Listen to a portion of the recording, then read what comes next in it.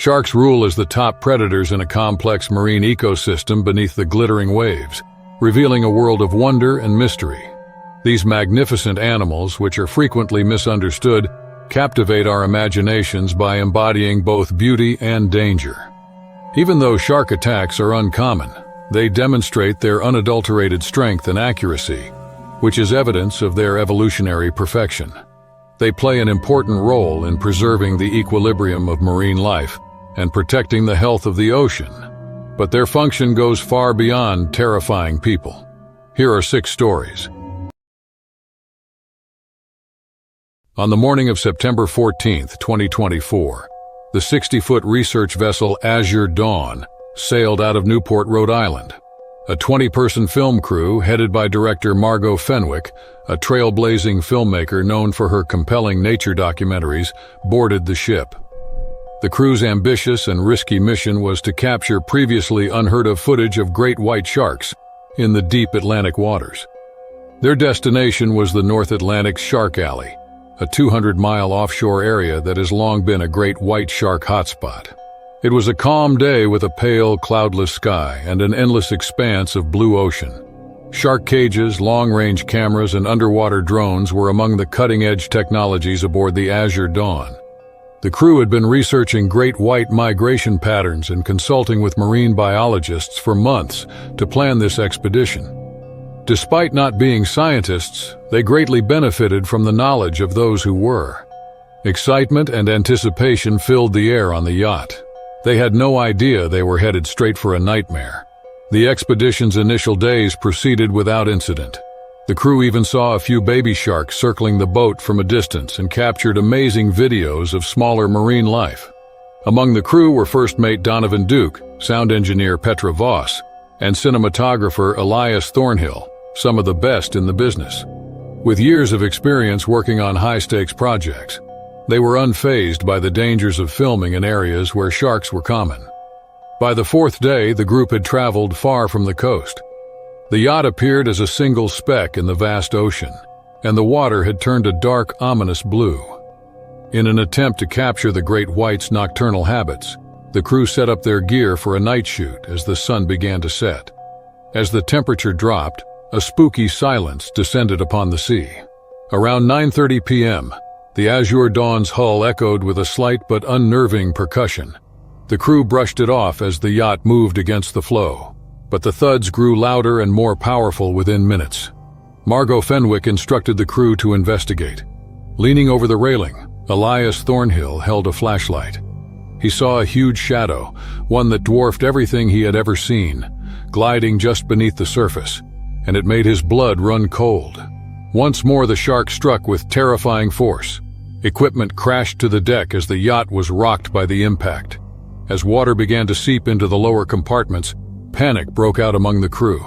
The realization that a great white shark was attacking them and would not stop hit them like a tidal wave. The yacht was repeatedly struck by the shark, which was estimated to be more than 20 feet long and nearly 2 tons in weight. Each impact was more severe than the last. With its fiberglass hull cracking under tremendous pressure, the Azure Dawn moaned under the attack. Margot made an effort to maintain order, but the crew was already rushing around as their survival instincts took over. As the shark circled the boat, sound engineer Petra Voss grabbed a makeshift weapon, a pole from a camera rig, and tried to repel it, while Donovan Mallory and a few others hurried to deploy the life rafts. With its icy black eyes fixed on its prey, the creature showed no signs of fear. Its enormous jaws snapped just inches from the railing as it sprang out of the water. Chaos gave way to horror as the yacht tilted. The 3 crew members thrown into the water were Felix Drayton, a rookie sound assistant deckhand, Leona Hargrave, and assistant cameraman Silas Rourke. As the shark drew closer, their cries rang out through the darkness. Silas was dragged under first, his struggle ending in a cloud of red as the crew looked on helplessly. Felix and Leona attempted to swim back to the yacht, but the shark persisted. They vanished in a matter of seconds as well. The rest of the crew was aware of their limited time. There was no sign of the shark backing down and the yacht was sinking. The crew was led to the emergency life raft, kept close to the stern by Margot, who was stern but pale, despite suffering a deep gash on his arm from falling debris. Donovan Mallory spearheaded the effort to inflate the raft while others gathered the first aid kit, flares, and global positioning system beacon they could find. As the crew struggled to lower the life raft into the water, the shark continued its assault, crashing into the stern of the yacht. When the shark breached again, its strong tail sweeping across the deck, cinematographer Elias Thornhill barely escaped being dragged overboard. Although the raft was successfully launched, the procedure was far from straightforward. A few people were thrown into the water by a wave and had to be dragged back on board, just in time to see the shark return. The crew paddled frantically to escape the sinking yacht after the raft was finally in the water. At the exact moment the shark focused on the life raft, the Azure Dawn vanished beneath the waves. The shark moved in ominous circles, its dorsal fins slicing like a blade through the water. To repel it, the crew used poles, oars, and even an empty camera case. After what seemed like an eternity, the shark eventually lost interest and disappeared into the depths. The survivors' bodies were bruised and their nerves were frayed as they floated for hours.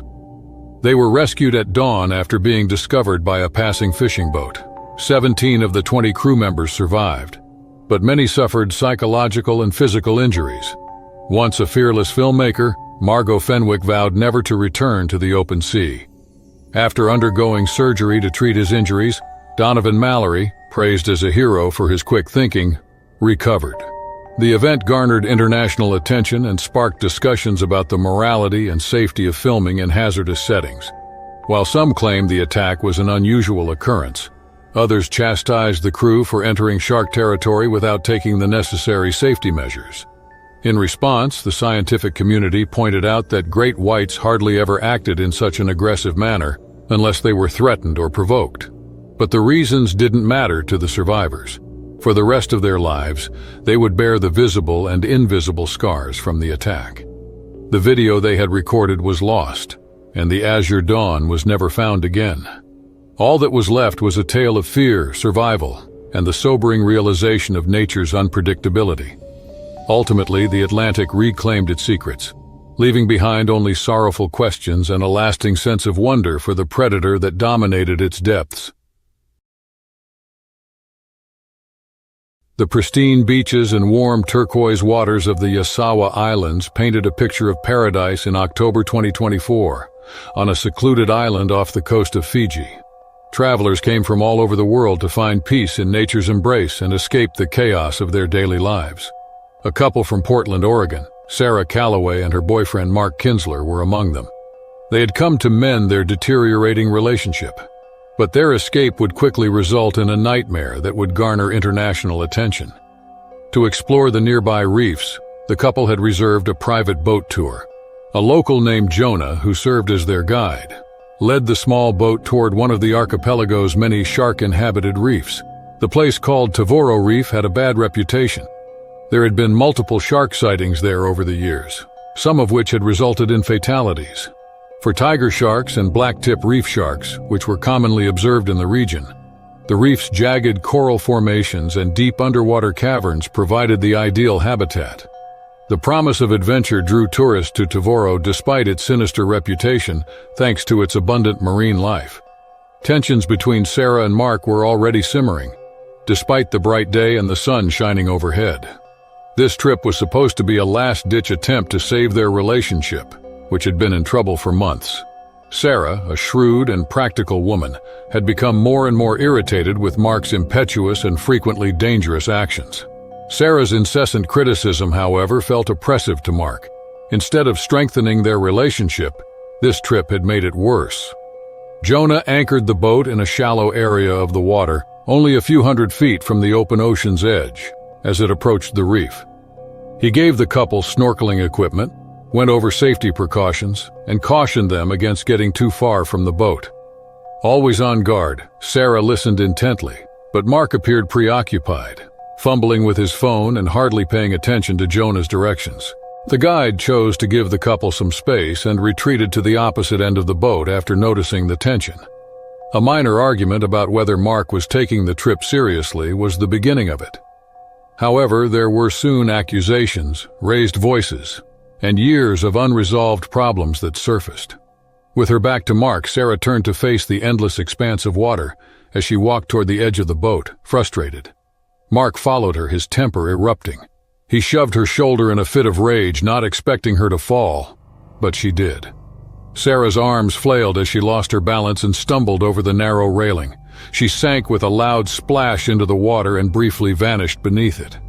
Mark froze, his thoughts racing as he tried to make sense of what had just transpired. He thought for a moment that she would come back up right away and yell angrily at him. Her panic, however, was evident when she emerged, gasping and confused. Sarah's fall site was perilously close to the open ocean, where the water was dark and deep.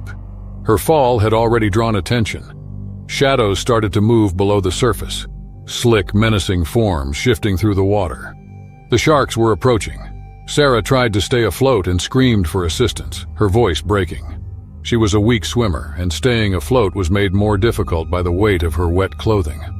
Mark stayed motionless on the boat, his thoughts a jumble of uncertainty and guilt. When Jonah heard the chaos, he hurried to the edge of the boat and realized right away how serious the situation was. When Jonah reached for a life buoy and tossed it in Sarah's direction, it landed several feet away and was out of reach. At first, a 9-foot-long tiger shark, with a dorsal fin that sliced through the water like a knife, emerged. It moved slowly around Sarah. Its movements were predatory. As the water became more active, more fins started to break the surface. Mark froze in terror as Jonah yelled for him to assist in taking action. He was unable to jump right in. As the sharks got closer, Sarah's cries became more urgent.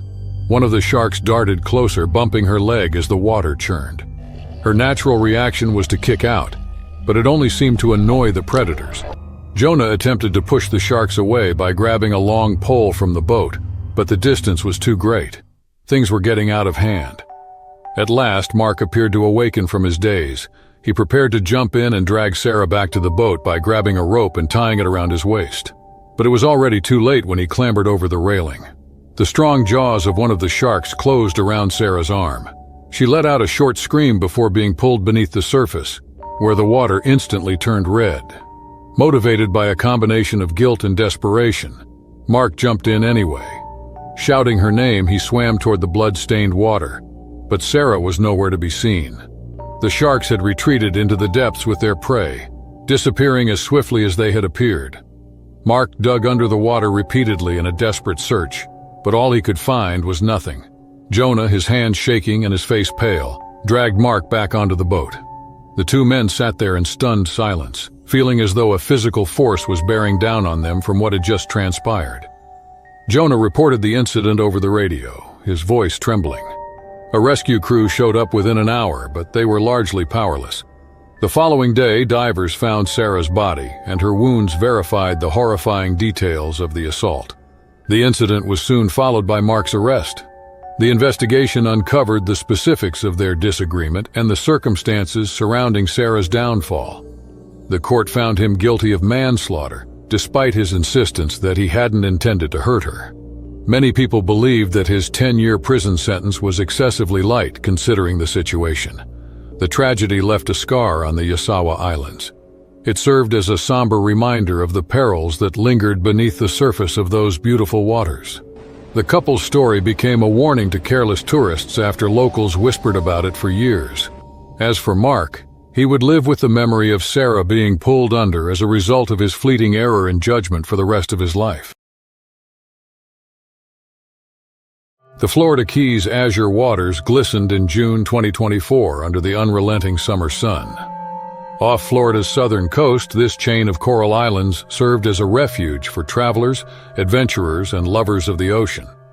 Kayaking had become popular there because of its colorful reefs and serene, shallow waters. One person captivated by its charms that summer was Tomlin Tom Haverstead, a 36-year-old outdoor enthusiast from Asheville, North Carolina. Tom, a seasoned paddler with years of experience kayaking in rivers and seas, decided to head to the Keys alone, drawn by the peace and challenge of navigating its warm, open waters. The incident occurred on a serene, nearly picturesque morning. Tom departed from a small beach near Big Pine Key, a serene location distinguished by its shallow channels and mangroves. The only things he brought were a lightweight paddle, a dry bag filled with water and snacks, and a first aid kit hidden under his seat. Tom intended to spend the day exploring the neighboring sandbars and following the coastline before returning to shore. On that particular day, the water was calm and glassy, showing little sign of the danger below. Although great white sharks were uncommon, marine predators had long been abundant in the Florida Keys. They usually stayed farther north or deeper in the Atlantic because they preferred colder waters. But in recent years, their migration patterns have started to change due to warming ocean temperatures. This had brought them closer to shorelines once considered safe for kayakers and swimmers. Tom, like many others, had read occasional reports of shark sightings but dismissed them as anomalies. After all, he wasn't a novice. He knew how to handle himself on the water. By noon, Tom was about 2 miles offshore, paddling steadily through a shallow stretch where the sandy bottom was visible below. His kayak, a bright orange fiberglass vessel, sliced cleanly through the water. He was admiring the beauty of his surroundings when, without warning, a massive shadow passed beneath him. At first, it was only the dim outline of something big and purposefully moving. Tom stopped his paddle, poised in midair. Before he could react, the water's surface exploded. With tremendous force, the great white shark, estimated to weigh 2,000 pounds and almost 14 feet long, struck the side of the kayak. The fiberglass splintered under its weight as its jaws clamped down on the vessel's edge, producing a sickening crunch. With his paddle spinning out of reach, Tom fell into the water from the impact. He briefly lost all sense of direction while flailing to regain his bearings, the salt water stinging his eyes. When he surfaced, struggling for breath, he saw the shark circling back. A ragged cut from the kayak's broken edge was bleeding on Tom's arm, and the blood leaked into the water. The shark turned back toward him, drawn by the scent. Experts would later refer to the terrifying series of events that ensued as a near-miraculous escape. Tom knew panicking would only make matters worse. Having read enough about shark encounters, he recalled one important rule: avoid acting like prey. Trying to remain calm, Tom kicked hard at his kayak, which was partially overturned and floating a few feet away. With a dorsal fin slicing through the water like a knife, the shark closed the gap more quickly than he had expected.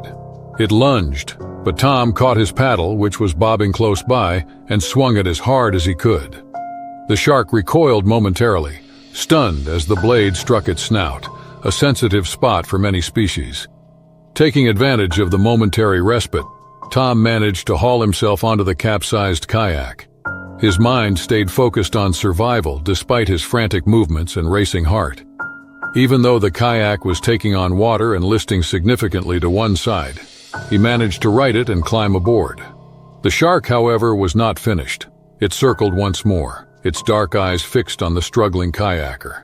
Each pass brought it closer, and each time, Tom used his paddle to keep it at bay, jabbing and swinging as it approached.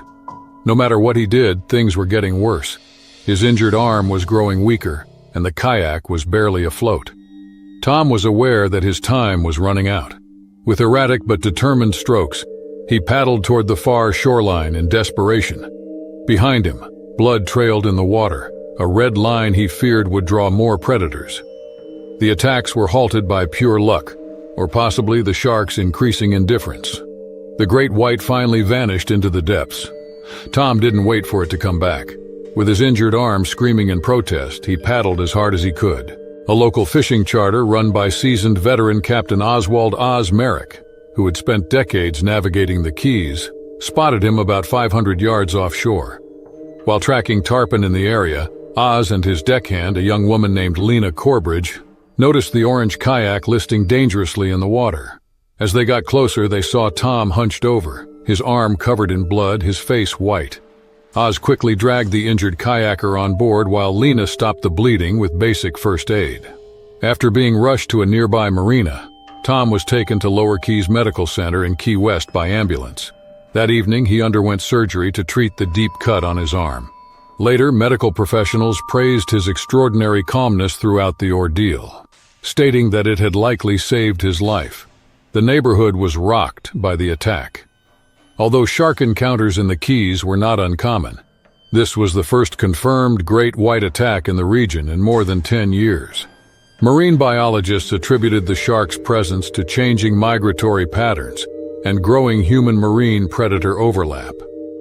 The incident sparked a flurry of discussions among both locals and visitors, raising concerns about the safety of recreational activities in the area.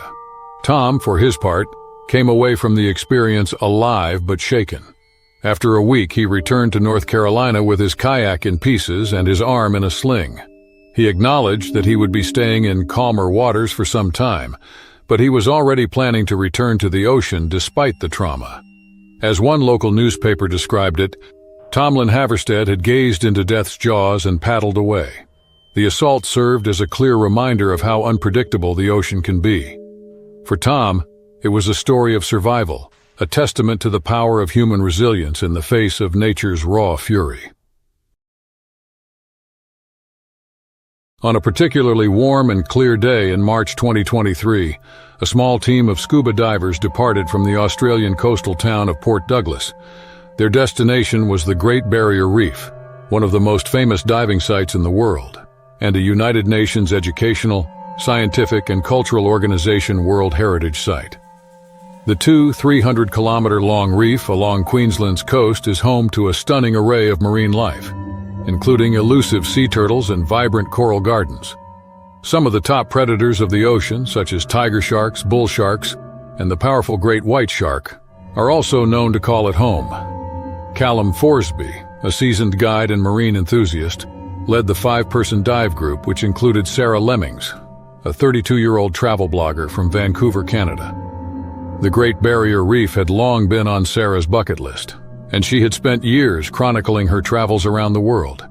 The majority of the other divers, including Mia Horvath, Callum's assistant guide, were tourists eager for the excitement of up-close views of the reef's kaleidoscopic beauty. The horror that would unfold beneath the surface that day was beyond any of their ability to predict. Callum provided a final safety briefing as the boat anchored near Ribbon Reef 10, a section of coral known for its abundant marine biodiversity. In awe of the underwater spectacle, the group plunged into the water, their fins cutting through the crystal blue. As sunlight filtered down from above, schools of parrotfish swooped past, their fluorescent scales glimmering. Sarah, trailing slightly behind the group with her underwater camera, was mesmerized by the scene. About 25 minutes into the dive, the group arrived at a drop-off where the shallow coral plateau gave way to the deep indigo expanse of open ocean. The atmosphere changed here. It was Callum who initially noticed the abrupt, unsettling silence. The usual flurry of fish activity had vanished, replaced by an eerie quiet. With his years of diving experience, he could tell something wasn't right as he scanned the water. Then he saw it. A great white shark, nearly 5 meters long, emerged from the blue abyss. Its gray upper body stood out sharply against its pale underbelly, and its dead black eyes fixed on the group. Although uncommon in this area of the reef, great whites were not unheard of. As he evaluated the situation, Callum's heart pounded. Instead of circling as they sometimes do out of curiosity, the shark was heading straight for them. Sarah, preoccupied with taking pictures of a large brain coral nearby, was unaware of how close the shark was getting. The predator moved quickly and deliberately, closing the distance to within 15 meters in a matter of seconds. It was already too late when Sarah looked back, with its enormous jaws clamping down on her right leg. The great white sprang forward. The force of the attack sent her regulator flying out of her mouth, and her camera plunged into the abyss. The group's response was quick but disorganized. Callum sprang into action, signaling for the others to ascend to the surface. Mia, his assistant, began guiding the panicked divers upward while Callum swam toward Sarah, who was now being dragged downward by the shark's powerful thrashing. Blood clouded the water, reducing visibility and adding to the terror of the moment. Callum reached for the dive knife strapped to his thigh, his movements precise despite the adrenaline coursing through him. Slashing at the shark's rough, sandpaper-like skin, he swam toward it. The animal was startled, though the blade didn't penetrate deeply. Sarah was freed by the shark, her body starting to float upward, her leg a mangled mess of torn flesh and shredded wetsuit. Callum took Sarah by the arms, using all of his strength to kick her toward the surface. The climb felt excruciatingly slow, but at last they emerged from the water to see the dive boat racing toward them. Two of the divers helped drag Sarah aboard after Mia had already warned the crew. Her face was pallid, her breathing labored, and the severity of her wounds was unmistakable. To stop the bleeding, a makeshift tourniquet was fashioned from a dive belt as the boat sped back to shore. Upon arrival in Port Douglas, a medical helicopter was already waiting. Surgeons at Cairns Hospital spent hours working to save Sarah's leg after she was airlifted there. The scars from the attack would follow Sarah for the rest of her life, and she endured months of physical therapy, although they were able to prevent amputation. Her travel blog, once filled with stories of her adventures around the globe, shifted focus to chronicling her recovery and the psychological toll of surviving a shark attack. The incident attracted widespread media attention, sparking an investigation into shark behavior in the Great Barrier Reef. Experts speculated that the great white shark may have ventured further into the reef system than usual due to anomalous weather patterns or shifts in ocean currents, contributing to the rare encounter. The attack prompted more stringent regulations for local diving tours, including the requirement for shark deterrent equipment and improved safety procedures for open water dives. Callum Forsby was hailed as a hero for his courage and quick thinking during the incident. While he remained a dive guide, he became an advocate for educating people on shark behavior, emphasizing how rare such attacks were despite their terrifying nature. Sarah Lemming's life was profoundly altered by the attack. Although she continued her recovery journey, the scars, both physical and psychological, remained a constant reminder of the harrowing experience. The incident reshaped her perspective on life and her future travel plans, as she navigated the challenge of moving forward after such a traumatic event. While Sarah never set foot in the ocean again, she found a new purpose in raising awareness about ocean conservation and the delicate balance of marine ecosystems. She often reflected on the irony that the same ocean that had nearly taken her life was also one of the planet's most vital and fragile resources. The Great Barrier Reef remained as beautiful and mysterious as ever, a place where wonder and danger existed side by side. For those who ventured into its depths, Sarah's story served as a haunting reminder of the unpredictable power of nature and the need for a deeper respect for the ocean's complexity and the creatures that inhabit it.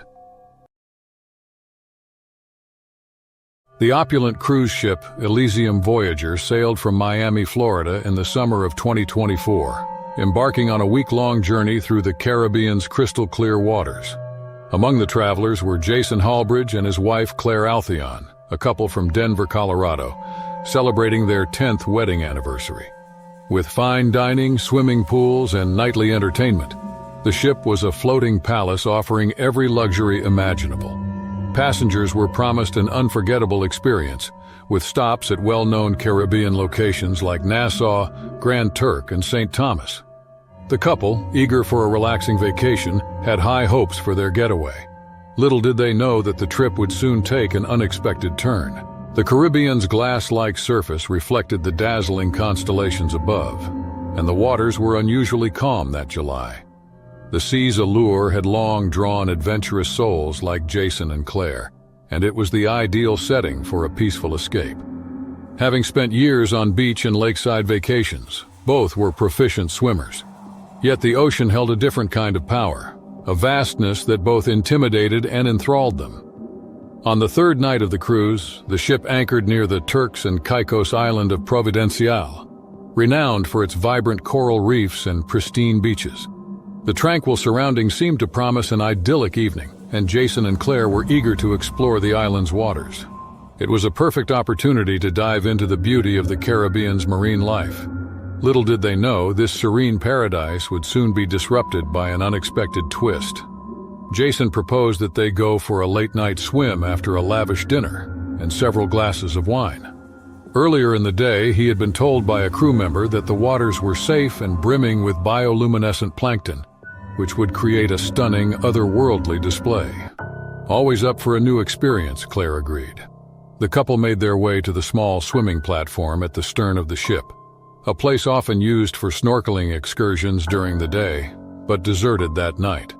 The silence of the night and the calm, warm water added to the sense of isolation, and the two of them were submerged in the waves. They swam in awe, captivated by the beauty surrounding them, unaware of the lurking danger just beneath the surface. They marveled at the beauty of the Caribbean night as they floated side by side, enjoying the tranquility of the moment. But as the minutes passed, they drifted farther from the ship than they realized. The sound of the waves against the hull grew softer, and the platform lights became distant specks. Suddenly, Claire stiffened, treading water. She felt something brush against her leg. It wasn't the gentle touch of a fish or the usual drift of seaweed. It was firm, purposeful, and unmistakably different. At first, she brushed it off, thinking it was just her imagination. But the growing unease in her chest told her otherwise. Her instinct screamed that something was wrong. Before Claire could voice her concern to Jason, there was a loud splashing sound from beneath the water. Something massive surged underneath her, and in a split second, a crushing pressure clamped around her side. She was yanked below the surface before she could even scream. Jason turned just in time to see Claire disappear into the depths. A dark, unmistakable shape, a great white shark, broke through the violent churn of the water, its dorsal fin slicing through the surface like a knife. He froze, paralyzed by the sight. The terror of it all momentarily gripped him. Then instinct kicked in. Without thinking, he dove under the water, blindly reaching for Claire. What he saw underwater would haunt him forever. The shark, over 15 feet long, was thrashing violently. Its massive jaws locked around Claire's torso, dragging her deeper into the abyss. Blood stained the water, turning the bioluminescent glow into a sickly red hue. Jason reached out, desperately grabbing for Claire's arm, but the shark's grip was relentless, its strength overpowering him. The shark twisted its body in a powerful death roll, dragging both Claire and Jason deeper into the water. Just as Jason's lungs screamed for air, he felt a strong grip on his shoulder.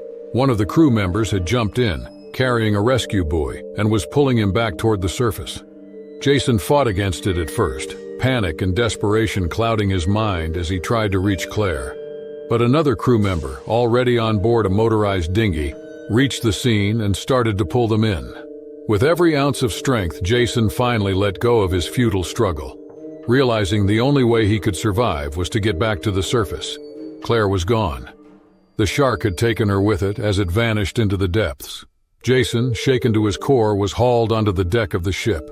His body shook uncontrollably, coughing up seawater as he collapsed, overwhelmed by the trauma.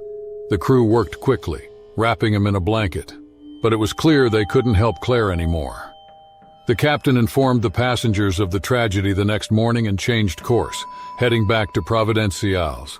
Authorities and marine experts launched an investigation, but Claire and the shark remained elusive. The incident shocked the cruise industry, raising concerns about passenger safety. Jason, grappling with the loss of his wife, became part of a tragedy that haunted everyone involved. Although great white sharks were uncommon in the Caribbean's warm waters, they were not unheard of. Experts speculated that the shark may have been drawn to the area by an influx of prey species or an unusual migration pattern, which had likely led to the tragic encounter. In the aftermath, the Elysium Voyager enacted stricter safety measures. Swimming at night was banned, and the number of lifeguards on duty during water-based excursions was increased to prevent similar incidents. The cruise line also offered counseling services for passengers who had witnessed the attack. Jason returned to Denver alone, a changed man. He struggled with overwhelming grief and survivor's guilt, distancing himself from family and friends. For months he wrestled with the trauma, unable to shake the images of that night, or the crushing weight of losing Claire. The incident would haunt him for the rest of his life, and it became a constant, painful reminder of how fleeting and fragile life can be. Jason couldn't shake the memory of Claire's last moments and the shark's unblinking eyes. He channeled his trauma into activism, advocating for marine safety and working with conservation groups to raise awareness about shark behavior. The attack sparked a broader debate about the ethics of marine tourism, with many questioning if luxury cruises were harming fragile ecosystems and endangering both wildlife and humans. The Elysium Voyager continued operating but never fully recovered. Bookings dropped after the attack, as passengers couldn't shake the memory of Claire Altheion and the predator lurking in the depths, a haunting reminder of the ocean's dangerous beauty. In October 2024, Hawaii's North Shore hosted the annual Titan Surfing Championship, a prestigious event that drew elite athletes from around the globe.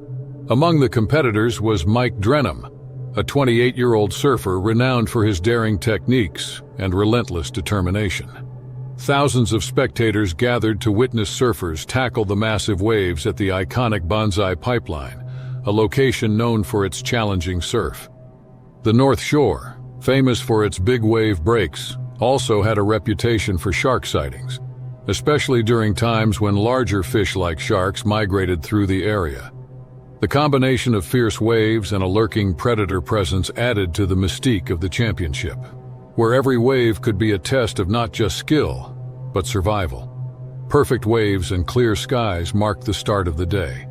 In the crystal clear but erratic waters, surfers like Mike were eager to show off. The event went ahead as planned, despite rumors that sharks had been active recently. Drones and patrol boats were among the safety precautions in place, and organizers had received assurances from marine experts that the risks were low. During the quarterfinal round, Mike was in his element, skillfully negotiating the tall waves. His style, a blend of precision and boldness, made him a crowd favorite. As he carved through a particularly massive wave, a shadow loomed beneath him, unnoticed in the adrenaline-filled chaos. Unexpectedly, a great white shark nearly 12 feet long rushed upward. Mike was pulled from his surfboard and into the depths when it struck his left leg with a terrifying amount of force. Gasps and shouts echoed through the crowd, causing panic among the onlookers. When they saw Mike struggling, other surfers, who were initially oblivious to the seriousness of the situation, stopped in the middle of their race. Even though the pain was excruciating, Mike fought to stay conscious underwater. Floating nearby with his surfboard attached to his ankle, he instinctively reached for it and repeatedly slammed it against the shark's muzzle. The predator was briefly startled by the blows and let go, but it circled back, its icy, predatory eyes fixed on him. Safety personnel rushed into action from the shore. A group of lifeguards launched jet skis, and competitors, including rookie surfer Kanoa Sutherland and seasoned surfer Aaron Bexler, paddled frantically in Mike's direction. Kanoa got to him first, took hold of his arm, and assisted him in getting on his board. Blood clouded the water, intensifying the urgency of their efforts. The shark made another pass, but Aaron arrived just in time, using his surfboard to create a barrier. Together, they managed to position Mike across two boards while paddling toward the shore. The other surfers formed a protective semicircle, their movements deliberate to avoid provoking further aggression from the shark. On the beach, paramedics were already prepared. Mike was rapidly stabilized, and oxygen and a tourniquet were applied to his leg. Mike was in pain, but he was still conscious, his expression a mixture of surprise and appreciation. As he was carried to an awaiting ambulance, the crowd, which had been frozen in terror, burst into cheers. Mike needed extensive surgery due to the severity of his injury. Doctors subsequently disclosed that his life was likely saved by his prompt reaction and the efforts of his fellow surfers. However, the attack put a stop to his championship run and highlighted the harsh reality that Mike's surfing career was over. While the damage to his leg was not life-threatening, it was enough to impair the strength and dexterity required for professional surfing. Despite increased security, the championship continued in the days following the attack. Organizers sent out more patrols and drones, and specialists spoke about shark behavior and ocean safety. Mike's incident sparked a broader conversation about the risks surfers face in shark-prone waters. Some athletes called for stricter safety measures, while others argued that such risks were inherent to the sport. Mike, recuperating in a hospital in Honolulu, handled the situation with a mix of humor and introspection. He told guests that he had finally gotten a bite of fame, just not the one he wanted. He did, however, also use the occasion to promote greater awareness of and harmony with sharks. In response to the attack, state officials extended shark monitoring programs along the entire Hawaiian coastline. To reduce human-shark encounters, researchers collaborated with local communities and examined migration patterns. Mike's story, on the other hand, serves as a warning about the unpredictable forces of nature and the resilience of the human spirit. Mike's competitive surfing days were over, but he found new meaning in coaching and sharing his stories. His story inspired admiration and caution, and he continued to be a respected figure in the surfing community.